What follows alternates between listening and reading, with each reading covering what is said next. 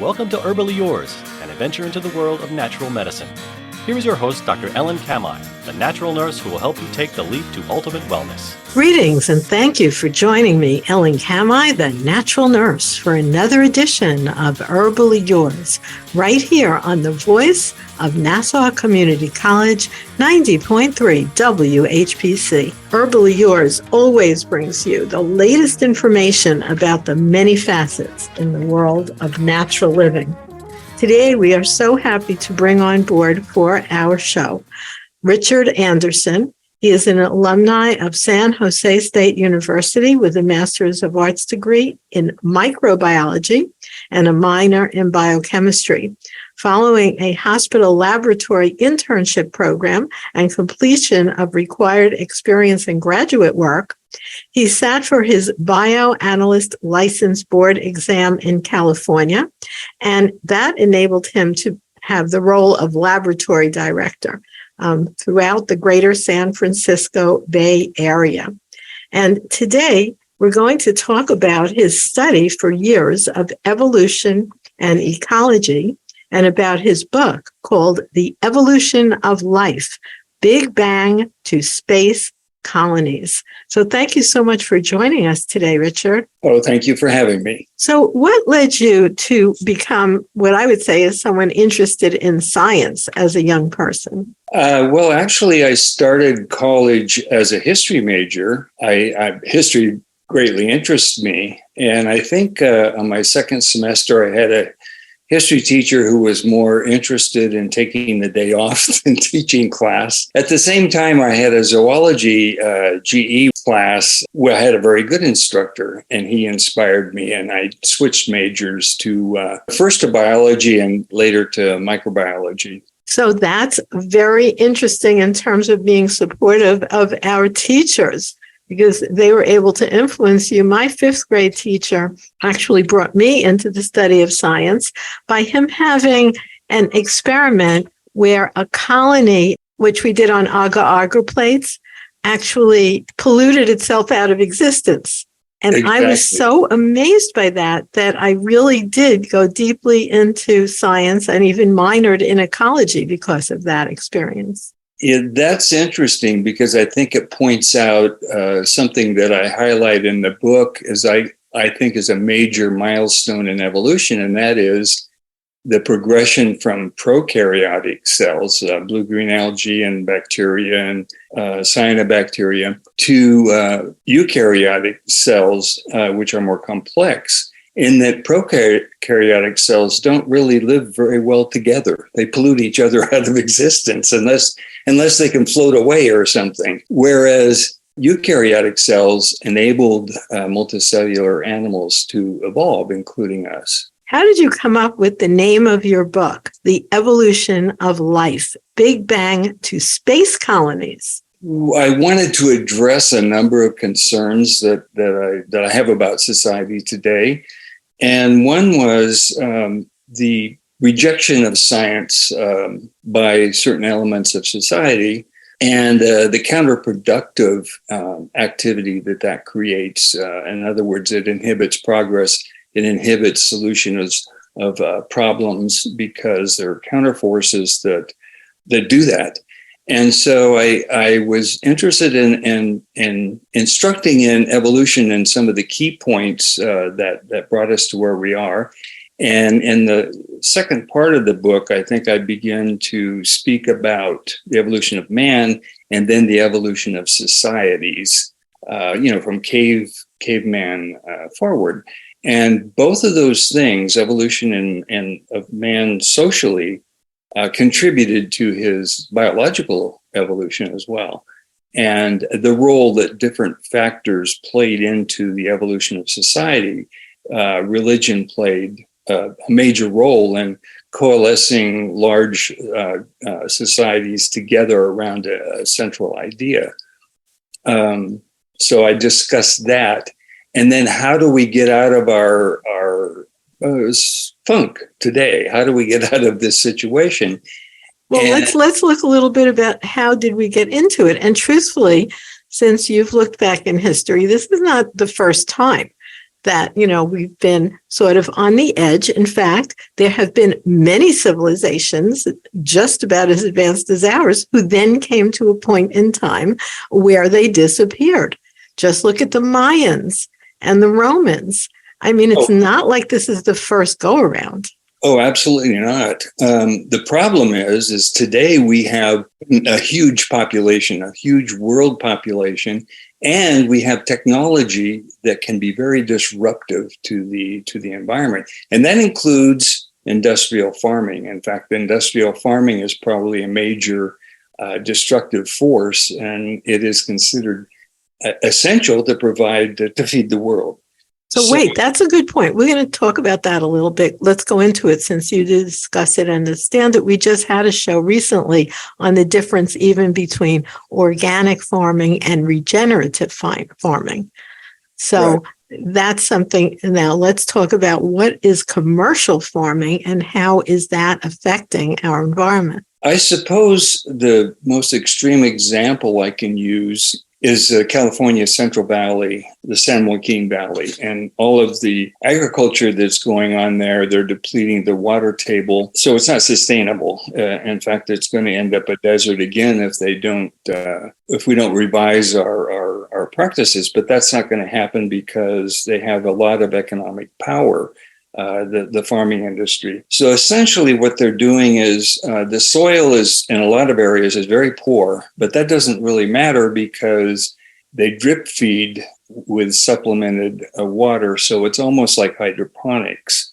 So the soil dies. It doesn't have the microorganisms to support a complex ecosystem. It doesn't have all of that life in the soil that will sequester carbon, for example, but it does the climate-wise, and as long as the water holds out, and they can always add the nutrients, the nitrates, and all of that stuff to the mix on the hydroponic part of it, they can produce a lot of fruits, a lot of wine, a lot of raisins, and all of the things that they farm out there, even truck crops, broccoli and so forth, and carrots. So the other part of industrial farming is chemical fertilizers and fungicide sprays and insecticide sprays and herbicides. And they use all this on the crops. And that also kills the soil, kills all the microorganisms in the soil, and or at least the majority of them, and destroys the soil health. And it goes from soil to what's called dirt. And this is a process that's called desertification. So that in past history, that's led farmland into deserts. And that's what we're doing in a lot of our farmland today. Yeah, and it's not like this hasn't been known, because I minored in ecology, and when I went to Cornell around 1969, they were already talking about all of this, but yet very little progress has been made to offset it. That's correct. I look at population, and in the 70s, my wife and I, we were into zero growth, and there was a lot of publicity and activity around controlling population growth. And the population was about 4 billion. The worldwide population in 1975 was about 4 billion. Today, it's 8 billion, so it's doubled. In 2000, they project it to be, 2100, they project it to be 10 to 11 billion. So right now we're at 8 billion, and our agriculture is struggling to keep up. Now, a lot of starvation in the world is due to politics and wars and other things. But the problem with expanding agriculture as we do it today to feed the world is that we're encroaching on natural habitats and destroying them, and destroying a number of species in the process.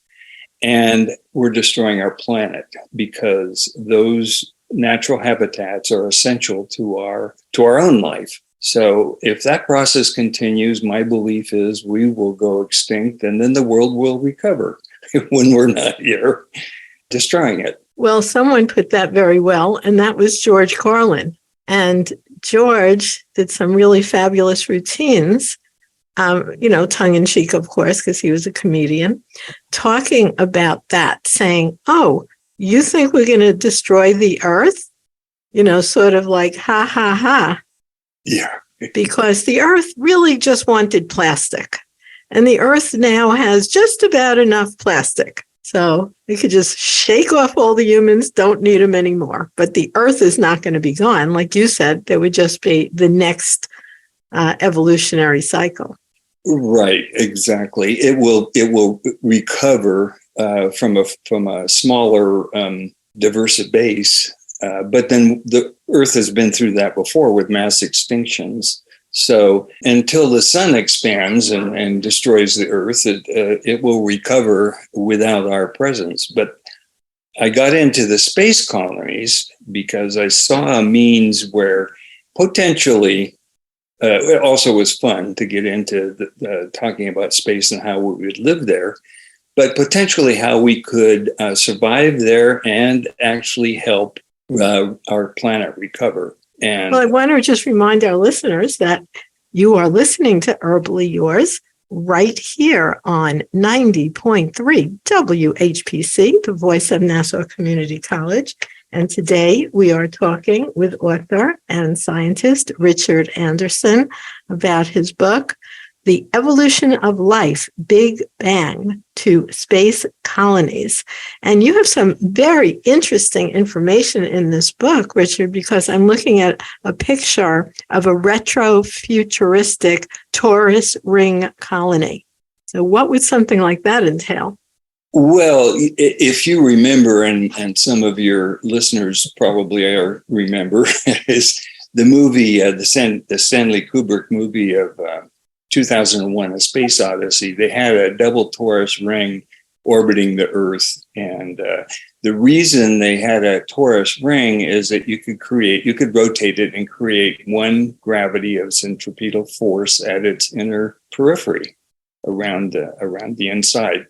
Dr. O'Neill in the 70s and 80s was a physicist, and he came up with all kinds of space colony type of where people could live in space. And his he came up with the torus ring, but other than that, he came up with the cylinder, and it's called the O'Neill cylinders. And he proposed they would be 1 kilometer to 2 kilometers in diameter. They may be 15 or 20 kilometers long. So you're thinking this is massive, but when you compare that to the size of Earth, it's very small. Anyway, you would rotate these cylinders to create one gravity on the inner surface. So what would it take to build such things? And in the 70s, NASA did commissioned a study on what are the resources in our solar system, particularly on the asteroid belt. And so there was a survey done of what exactly comprised the asteroid belt and how much material was out there. And they concluded that there was enough material to build thousands of structures, that would have thousands of times the surface area of the Earth. So there's a lot of material out in the asteroid belt. And the asteroid belt occurs in rings. So there are inner rings, a middle ring. There are 3 major rings. The inner ring is largely silicon and metals and things like that. The middle ring is mainly the higher atomic weight metals, but there are fewer of those asteroids. And the outer ring it's called the carbonaceous ring. They're the high content of carbon, almost like a lump of coal. They'd be very heavily carbonized. So these were stratified. First of all, they were stratified because there were probably 2 or more planets in that orbit around Earth that collided and shattered. But when they were larger planets, they stratified gravitationally, so the heavier metals were separated from the lighter materials. And then when they broke up, you had different kinds of asteroids, basically the 3 kinds. And then they were separated in their orbits, probably gravitationally by Jupiter, because they're closest to that massive planet. And so there are materials out there that could be used to build these things. Now, how would you do that? How would you develop societies in space? Well, you're saying, and even in your book, and even listening to the news, although the space program seemed to be on hiatus for the last 50 years or so since I remember it started, it seems like they are planning to actually go again to the moon and have a sustainable space colony, and that may be starting very soon. It seems to actually be in the plans.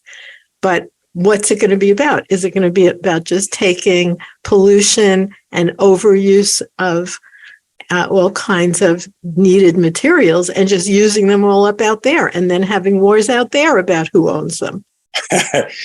No, that's probably not very possible. The space is so hostile, it will take all that we have, all the knowledge, all the effort we have, and to survive out there and to reproduce and to grow societies. What NASA is doing and what the current space, even the private sector, what they're looking at is the moon, and they're looking at Mars. And my premise is those can be bases where you would rotate people on and off. They would serve a period of time, and then they would have to rehabilitate it when gravity. They found that bone loss, especially on your weight-bearing bones, so the pelvic girdle, the femur, the leg bones, the feet, those bones tend to lose a lot of calcium, a lot of structure in zero gravity or microgravity. And the assumption, of course, the studies haven't been made, but the assumption that I'm making is that if you have 1/6 gravity on the moon, you're going to adapt to that. I mean, our biologic history shows that we adapt to whatever environment that we survive in. And on Mars, it would be 1/3 the gravity. So for generational occupancy or colonies on Mars or the moon, I don't think that is a solution for the survival of humankind. I believe these space colonies that can rotate and create one gravity would be possible. And you would have to have manufacturing in space with using the materials there.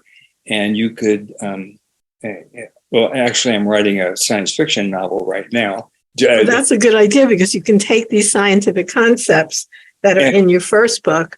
If this is your first book, The Evolution of Life, Big Bang to Space Colonies, because you do talk a lot about, in a very real sense, how humans, because they've used up all the environmental products that we have here and misuse them, that we're going to have to go elsewhere to continue to exist. Yes, in my novel, actually, it's in editing right now. It's called Islands in the Void, and so I'm not calling them colonies because politically they are initially part of the United States or part of the world. There's a world government, and they break away into self-government because they have to, because their interests are so different from the problems on Earth. Oh, wow. Have we heard that before? Yeah. How about, the revolution? So a lot of our development and a lot of the materials we need on this planet are we obtain with a great cost. So mining, as an example, we pollute the groundwater with cyanides and other materials that we use to extract what we want. And a good example would be the rare earth materials. They're not really rare. They just don't exist in veins like silver and gold and iron and, all zinc and all those other metals. The rare earth materials are dispersed throughout the Earth's crust. So you have to mine and process vast quantities, and that can be very environmentally challenging or upsetting. So those kinds of operations and manufacturing that is problematic could be done in space. I'm surmising it hasn't been done, but I mean, I'm thinking a lot of that can be done. And where it needs to occur in one gravity, it can by a manufacturing facility that would rotate. And a lot of that would have to be robotically done because the environment is so hostile even humans in spacesuits. It's not a very practical approach. It certainly seems like the robots are evolving so quickly in terms of their ability to function on their own that's definitely a possibility in terms of working in that kind of environment. Absolutely. My granddaughter, in fact, she's 15, and they have the week off from school. And she belongs to a robotics club, and she's spending the week 9 a.m. to 9 p.m. every day of the week. And they build. It's a competition. They build robots, and they specify what the function is going to be, and then they have to design and build a robot that will fulfill that function, whatever it is. And so they're getting a head start on this. But you're right. It's absolutely the wave of the future. If you look at the success of all past civilizations, prehistory even, they've survived, they've grown, and they've been built by slave labor. So the Roman Empire, the Egyptians, you name any empire, and they had wars to capture slaves mainly, sometimes territory, but they wanted slaves. So the society was driven from the bottom by slave labor. And in some cases, it still is. In some third world countries, they're using. Well, that's a real discussion in terms of moving forward with more environmentally friendly cars and things like that. They need certain kind of, like you talked about, rare earth metals, and the way those are being mined is very often with slave children labor who can fit, and that doesn't even seem to be discussed in those people who are more interested in environmental protection. Exactly, and that's a big factor. Well, here's where I think robotics is going to really contribute to society, and it is beginning to.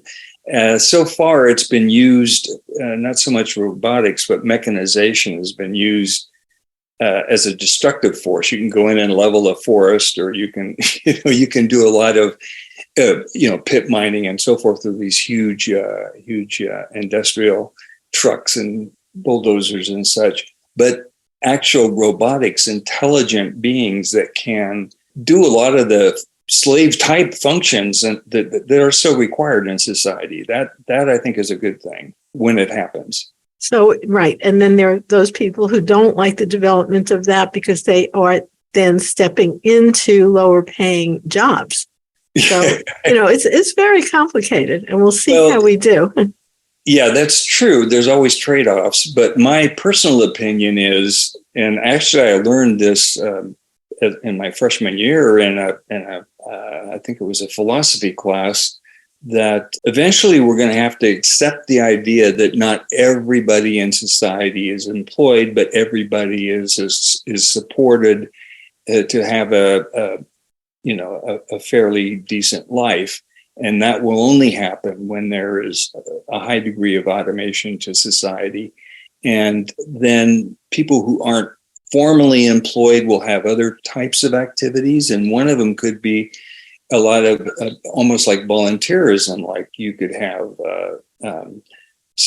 forest stewardship and natural habitat rehabilitation and docents, giving tours of some of this reclaimed earth that has been compromised when it goes back to natural habitat. There are roles for people of all talents, and some without talents, I suppose. Well, one of my favorite people who actually developed a lot of theories in that area was Jacques Fresco. Did you ever know Jacques? I've heard of him. Jacques Fresco. Well, I studied with him quite a bit, and I also went to a whole community that he developed in Venus, Florida, with these round detachable houses. And he always talked about that, where these could be set up both here and on other planets, perhaps, if they were able to have the oxygen and gravity, and that it was very self-sustaining. And the concept was not about money exchange. And there was lots of room for people who wanted to do more or less whatever. So his writings are fascinating. I'm really sorry. He passed away at a ripe old age. I guess he was 100 just a few years ago. But his writings are still available and really developed those exact theories that you're talking about quite a bit.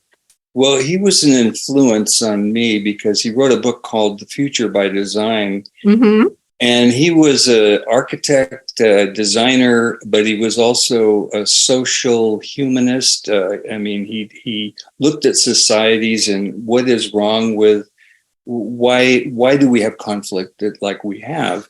And in my book, I speak about our closest relative in the animal kingdoms are the chimpanzees and the bonobos in the Congo. So the chimpanzees live on the north of the Congo, and the bonobos live south of the Congo, and the basin. And the chimpanzees are competitive. They're mean to each other. The males form kind of like clique groups that can gain power over other chimpanzees and so forth. And they're just not very friendly to each other or to outsiders. And they have to compete because there's a shortage of food. There's not enough food. They eat fruit, berries, they eat insects, whatever, but there's not enough. So they're always competing for this. On the other hand, in the south of the Congo basin, the bonobos are, first of all, they're not male dominant, they're female dominant. But I just have to tell you that we're going to be wrapping up here really quickly. And I love so much all those theories that you're sharing, Richard, about the bonobos and the apes and our development as a species. And let me know when your fiction comes out, because I can see where that will be beautiful based on the book you have now that we talked about, which is the book of called The Evolution of Life, Big Bang to Space Colonies. And thank you so much for sharing with us today right here on Herbally Yours. Thank you. This has been a pleasure. And you can find Richard at richardandersonauthor.com. And I want to thank you, listeners, for tuning in once again to another edition of Herbally Yours, produced in the studios of 90.3 WHPC, Nassau Community College, Garden City, New York. For further information, email us at whpc@ncc.edu. This is your host, Ellen Kamhi at naturalnurse.com, inviting you to join us next week for another edition of Herbally Yours. Until then, stay healthy.